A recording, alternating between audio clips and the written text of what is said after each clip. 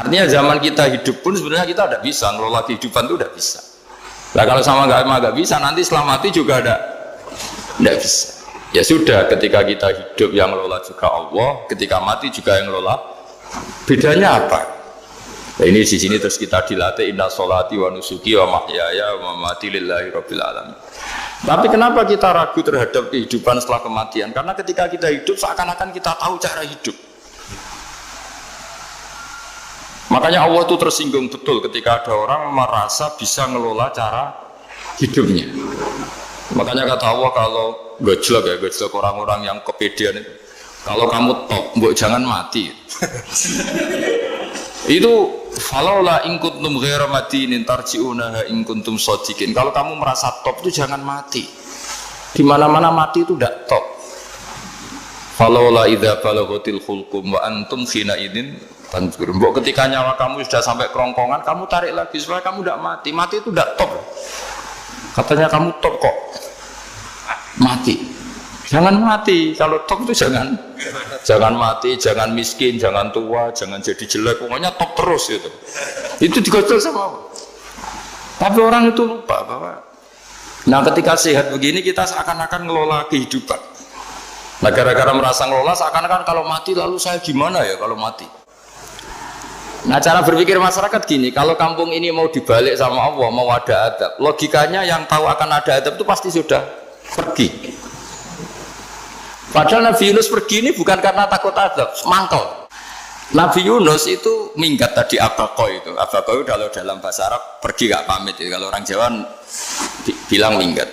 Kalau itu sebenarnya saking mangkelnya, saking emosinya, beliau akhirnya meninggalkan kaumnya tanpa pamit. Tapi kaumnya itu menjadi tahu bahwa ini serius Yunus. Buktinya dia agak berani di kampung. Berarti mau ada adab betul itu. Dan efek positif dari teori itu, teori kultur tadi. Akhirnya mereka tobat. Saat itu juga mereka wiridan di lapangan. Terus semua kesalahannya diselesaikan. Sampai ada rumah yang sudah dibangun permanen karena di tanah tetangga. Dirobohkan saat itu juga. Bahkan ada batu yang dulu nyuri. Satu dua batu yang dulu hasil nyuri saat itu juga dirobohkan, dikembalikan sama penghuni. Hari itu semua kedoliman diselesaikan. Ini penting saya utarakan, jadi tobat itu tidak hanya istighfar. Kalau istighfar ribet, tobatnya orang punya utang terus istighfar gitu kan ribet. Kan ribet itu. Ada punya utang terus minta maaf itu kan ribet itu. Harus diselesaikan itu. Tobat. Terus tobat diterima sama Allah.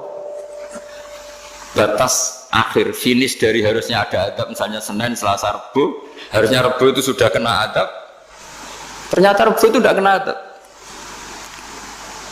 Nabi Yunus sebetulnya juga penasaran kampungnya itu kena adab tidak, dilihat dari jauh ternyata tidak, tambah kecewa dia gitu. Wah ini saya kalau pulang pasti dibunuh karena saya dianggap pembohong. Di masyarakat situ ada aturan siapa yang bohong dibunuh. Padahal Nabi Yunus ngumumkan nanti Rebu ada azab, kira-kira gitu.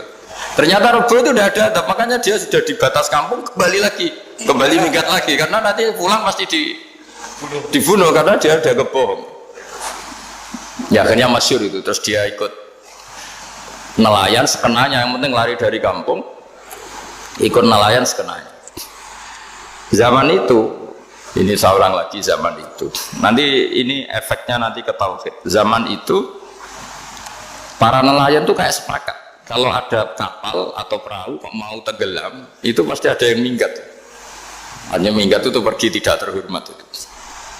Terus fasahama fakana minal mudhadin. Nah dulu tuh orang sudah punya peradaban. Ini cerita kultur, sudah punya peradaban. Ya sekarang gini, kalau nyemplungkan salah satu kan tidak adil diundi.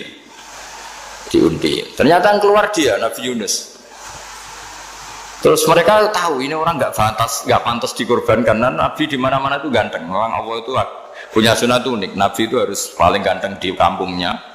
Nasabnya juga harus paling baik. Kabar-kabarnya juga istrinya harus paling cantik. Itu memang aturannya gitu. Nggak tahu saya. Dulu saya juga janggal, kenapa Nabi aturannya harus gitu. Angen-angen di pemimpin elek ya isin itu maksudnya. Misalnya pemimpin dia masak keriting itu kan piye gitu rasanya itu. Jadi Nabi itu pasti itu paling ganteng di kampungnya, terus dari nasab ya terbaik, terus rata-rata istrinya itu ya selain Solihah itu ya paling ganteng. Karena ya dibully kan, sawar tidak jadi Nabi, bujone elek kan ya ribet kalau misalnya ada yang bully gitu kan juga ribet. Singkat cerita terus dia akhirnya ditenggelamkan, dibuang karena beliau seorang nabi. Faltaqamahul khut, beliau ditelan ya. Iltiqam itu tidak digigit, ditelan ya. Karena ditelan beliau tidak mengalami dikunyah, ditelan. Iltiqam itu ditelan karena beliau seorang nabi. Di dalam batnil khut itu di perut itu dia wiridan, dan barokahnya wiridan itu perut ikan ini menjadi masjid. Dia nyaman di situ, nyaman karena terus ngalami karomah lah. Andekan wali itu ngalamin karomah. Nah, kesimpulan dari cerita ini itu apa? Masyarakat itu akan selalu dengan kulturnya sendiri. Para nabi juga punya kultur sendiri. Dan Allah yang ngelola itu semua. Saya ulang lagi, Allah yang ngelola itu semua. Makanya terus dua kultur ini kalau Allah menghendaki itu gampang sekali. Akhirnya yang terjadi apa? Nabi Yunus jadi kasih sanksi Allah karena pergi tidak pamit. Masyarakatnya justru enggak, karena tobat. Dan tobatnya masyarakatnya ini karena kekeliruan Nabi Yunus. Keliru dengan makna bukan dosa. Andai kan Nabi Yunus saat itu kok di rumah ingin menyaksikan adab, itu masyarakat mesti gak percaya kan ada adab. Mau ada adab kok dia di rumah gitu. Jadi unik, Allah cara ngelola masyarakat itu unik. Nah, dari keunikan-keunikan cara Allah ini kemudian lahirlah ilmu yang bernama ilmu tauhid, ilmu tawakal, ilmu pasrah nang pangeran gitu. Karena kemarin pas Pak Yusuf sama Bu Sulis sowan saya itu tak beri cerita agama itu milik Allah. Sehingga teori yang dikatakan manusia itu ya teori saja, tetap semua itu di tangan Allah. Ya saya saat itu cerita, misalnya saya ditanya, ini besi, materi besi dengan kaca itu kuat mana? Mesti kita menjawab kuat besi. Tapi saya yang mengendalikan besi dan kaca. Ternyata saya punya merencanakan menghancurkan besi, menetapkan kaca ini tak simpan, akhirnya puluhan tahun. Yang ini saya rencanakan saya hancurkan gitu. Andai kan si yang menjawab tadi tahu rencana saya mesti kuat bilang kuat kaca. Gitu. Makanya contoh paling gampang tadi. Dinosaurus itu hewan paling kuat malah musnah. Pitik yang nggak kuat sampai sekarang. Karena Allah bikin dinosaurus itu punya rencana dihancurkan ya. Sementara ayam enggak, gue rame-rame dunia gitu. Sehingga ya sudah. Nah, agama itu seperti itu. Agama itu sesuai rencana Tuhan. Sehingga ini cerita Nabi. Sehingga Nabi itu kadang nggak tahu bedanya antara sesuatu yang punya data, punya perangkat-perangkat untuk menuju A misalnya, itu nggak tahu bedanya. Jadi kalau Nabi ditanya misalnya gini, onta itu lahir dari betinanya, dari indukannya bisa, ya bisa. Lahir dari batu, jawabnya ya bisa. Kalau dia seorang Nabi pasti jawab bisa. Jadi kalau Nabi ditanya mata air itu keluar dari bumi kedalaman 7 meter, bisa. Keluar dari sini, dari meja, jawabannya ya bisa. Karena Nabi itu saking dekatnya Allah, tahu betul bahwa perangkat di dunia ini tidak bisa mendikte Allah. Semua itu kehendak Allah. Logika yang terbangun Nabi itu sebenarnya gampang ya. Kalau kita teliti itu hanya gampang itu, sesuatu yang benar itu pasti bisa dijelaskan secara gampang. Nah ini ngaji tauhid biar tidak terlalu berteori itu. Karena kalau saya cerita uang pinter jenengan. Dan saya tidak ingin pinter tentang uang. Tak beri contoh. Nah ini supaya nanti kalau sampean suatu saat meninggal ketemu mungkar nakir itu tahu cara menghadapi. Nanti tak warai tekniknya. Makanya ada cerita agama ini baik sekali. Orang bocorkan ujian nasional itu kriminal, bisa ditangkap Pak Rosidi. Tapi agama ini pertanyaan mungkar nakir dibocorkan semua kiai, itu nggak ditangkap sama mungkar nakir. Harusnya kan rugi karena ini pertanyaan Tapi semua kiai kan sudah membocorkan. Nanti pertanyaannya di kuburan itu mana buka Tuhanmu siapa, agamamu apa. Itu kan sudah dibocorkan. Tapi itu nggak dianggap kriminal. Sementara kita sekolah SD, sekolah SMP bocorkan soal itu dianggap kriminal. Padahal kalau harusnya boleh. Maksudnya kalau menuruti teori itu harusnya boleh kan. Mau pertanyaan mungkar nakir saja dibocorkan kan? Ada dasarnya. Ya tapi kan tidak ada itu. Harusnya boleh. Tapi kan terjadi nggak ujian kalau dibocorkan itu. Artinya agama ini begitu baik. Pertanyaan yang taruhannya surga neraka saja dibocorkan. Kurang apanya baiknya agama ini? Pertanyaan sepenting itu dibocorkan dan kiai-kiai nggak ditangkap sama mungkar nakir ya udah itu aja. Saya ulang lagi ya supaya kita ingat fitrah salimah. Soal Anda modern monggo lah, tapi saya sebagai kiai akan ngajari kalian tentang fitrah salimah. Jadi kalau kamu itu benar-benar beragama, ini misalnya kertas, ini lempengan baja. Kalau kamu beragama kalau ditanya kuat mana, ya terserah jenengan. Karena bisa saja kertas ini aku punya niat tak simpan di arsip nasional. Baja ini tak niatkan, tak luluhkan, tak hancurkan. Sehingga kalau kita ngomong ya secara materi harus ditambahi, secara materi kuat gajah ya Allah. Tapi secara substansi jenengan ya terserah jenengan monggo. Nah, di sini yang mulai orang lupa itu karena selalu menjawab pasti kuat gajah. Kata pasti ini yang akhirnya orang menghilangkan teori beragama. Berdasar logika aja. Berdasar logika. Nah akhirnya para nabi, para wali itu ditanya. Saya punya kitab karangannya Abdul Hamid, orang alim.